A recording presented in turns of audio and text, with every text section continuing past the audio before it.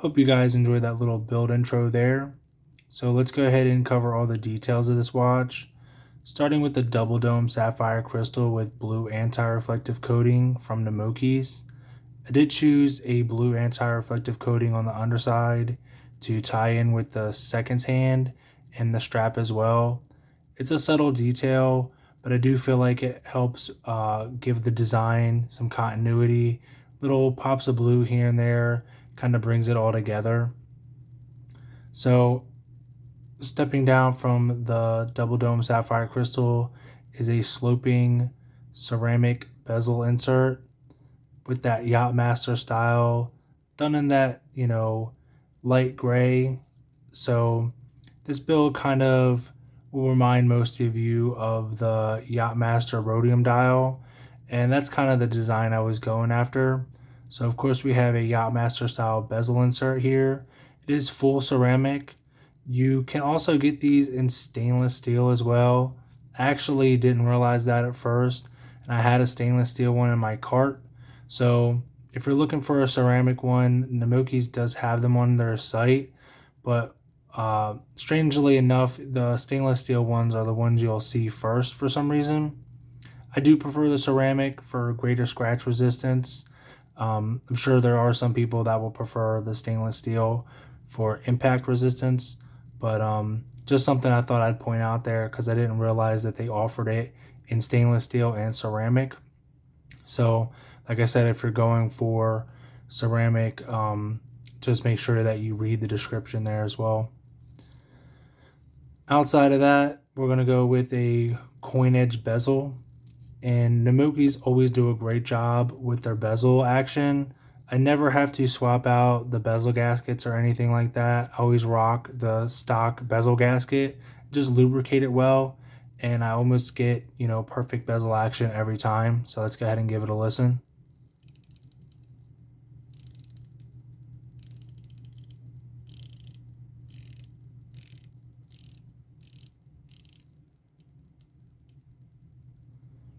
So like I said, Namoki's always doing a really good job with their bezel and case construction.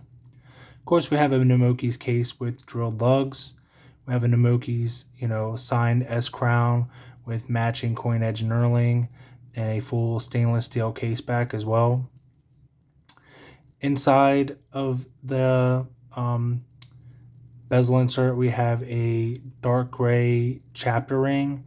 I got this chapter ring on eBay. I'll leave a link to the seller. Um, they had pretty good feedback and everything, so I went ahead and used them. This is one of the only chapter rings that I could find that really matched the rhodium dial almost perfectly. I was thinking about going with like a brushed insert or something like that, but I'm really happy that I found this bezel insert. So, like I said, I'll leave a link in the description for where you can find this chapter ring. Inboard of that is SRPC 23 turtle dial. It's the rhodium dial. These dials are getting harder and harder to find. I actually had to wait a little bit for this one from watchpartsplaza.com.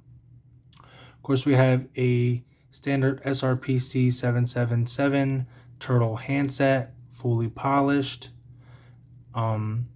And then I went with that cobalt blue seconds hand from Namoki's to, go with that Yachtmaster Rhodium theme there.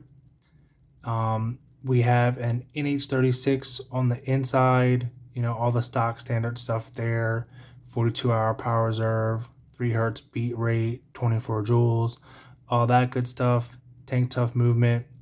I use these in similar movements in a lot of my builds, and people who watch the channel probably know I go four-wheeling and dirt bike riding and stuff like that, and I take my mods with me all the time. As you've seen in the intro, I did water test this, in the sink a little bit. Wouldn't hesitate to hop in the pool or anything like that with this build.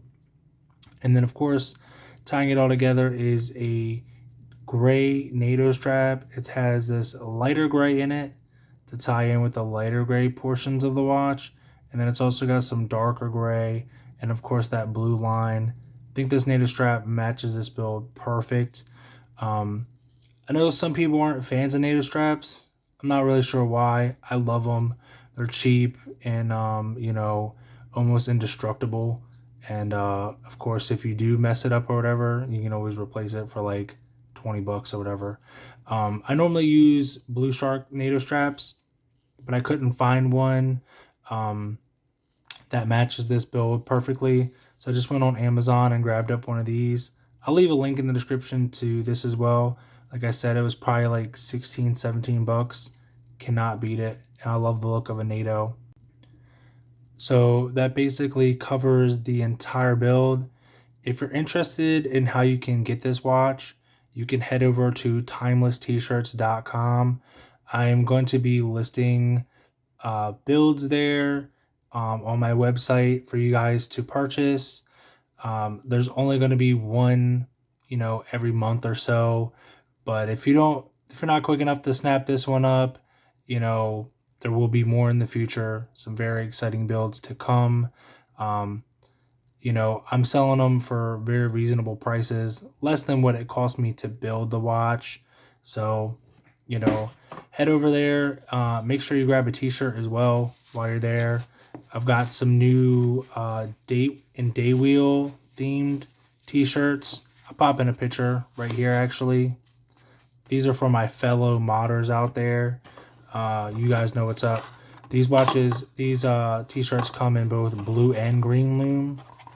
And not only do these t-shirts look good, they also feel good. They're made out of 100% pre-shrunk cotton. So when you dry them and wash them, they don't shrink up on you. Also, they have moisture wicking technology. So that's pretty awesome.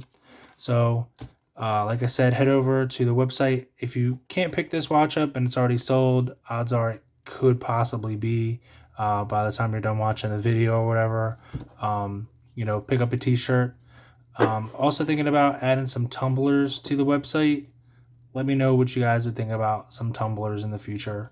So the watch will ship in a Seiko box. Zoom out here a little bit. So we'll ship in a Seiko box like this. And like I said, head over to Timeless T-Shirts. Going to be adding some builds to the website. I'll make a video on it and post it every time that I add a build to the website so you guys know. Unfortunately, right now I don't have like the means to, build like, 5 or 6 watches at a time or anything like that. These all cost like $400 or $500 to build a piece, sometimes more than that. So, like I said, I'll leave a price breakdown in the description of this video. And I'll also, make sure that I set the price below that on the website. After all, it is just a mod. And, if you can't afford to buy them or anything like that, I'll also be doing some giveaways, especially when I reach 1,000 subscribers and stuff like that. So, stay tuned and I'll see you guys in the next one.